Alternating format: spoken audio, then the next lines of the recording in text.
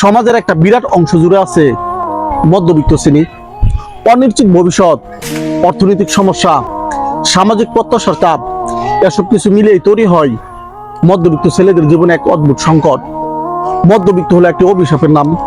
জন্ম থেকে যাদের জীবন কাটে মানিয়ে নেওয়ার মাধ্যমে, কষ্ট বুকে চেপে রেখে হাসি মুখে কথা বলার নামই হচ্ছে মধ্যবিত্ত। মধ্যবিত্ত পরিবারের সন্তানদের কখনো ইতিহাস পড়ার প্রয়োজন হয় না, কারণ তাদের জীবনটাই তো একটা ইতিহাস। টাকার অভাবে সবকিছু হারিয়ে যাওয়া মধ্যবিত্ত করে ছেলেটি আজ ভীষণ ক্লান্ত।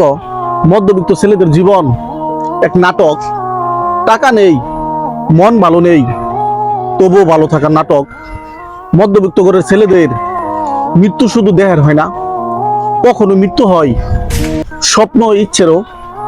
সুন্দর চেহারা দিয়ে মধ্যবিত্ত করে ছেলেরা অভাব দূর করতে পারে না, ভালো কেরিয়ার লাগে অভাব গুছাতে।